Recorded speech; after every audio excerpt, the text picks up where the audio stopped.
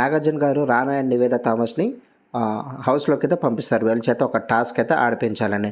ఈలోపు అక్కడ ఒక బెల్ అయితే రింగ్ అవుతుంది. సో వీళ్ళందరూ వెళ్ళి అక్కడ టాస్క్ పేపర్ అయితే తీసుకుంటారు. ఆ టాస్క్ పేపర్ చూపించిన ప్రకారం పికాక్ హౌస్లోంచి యాక్షన్ ఏరియాకి వెళ్ళాలి.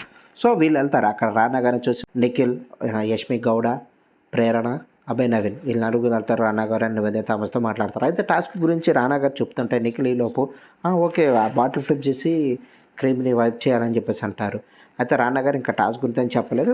టాస్క్ గురించి చెప్తుంటే ఈలోపు ప్రేరణ వచ్చేసి ఓకే బాటిల్ ఫ్లిప్ చేసి మంచి బర్తి దీన్ని రబ్ చేయాలా దాన్ని అట్లాగా అని చెప్పేసి ఓవర్ ఎగ్జైట్ అయితే ఉంటున్నారు. ఎందుకు కాదు నాకు అర్థం కాదు. సరే ఓకే టాస్క్ స్టార్ట్ చేస్తారు.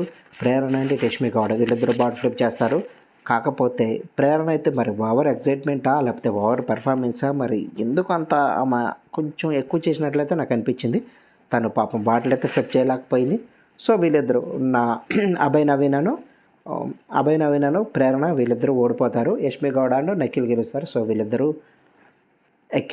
నిఖిల్, యష్మి గౌడ వీళ్ళిద్దరూ తీసుకొచ్చి అభయ్ అండ్ ప్రేరణ మోహన్ మీద ఆ క్రీమ్ని అయితే వైప్ చేయడం జరుగుతుంది. కాకపోతే నాకు ప్రేరణను చూసినట్లయితే తను ఓవర్ ఎగ్జైట్ అవుతుందా, ఓవర్ పెర్ఫార్మెన్స్ చేస్తున్నట్లయితే తను బయట ఇలా ఉందా అనేది నాకైతే తెలియదు.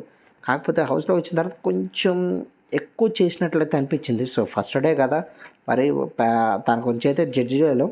పోను చూద్దాం ఏం జరుగుతుందో.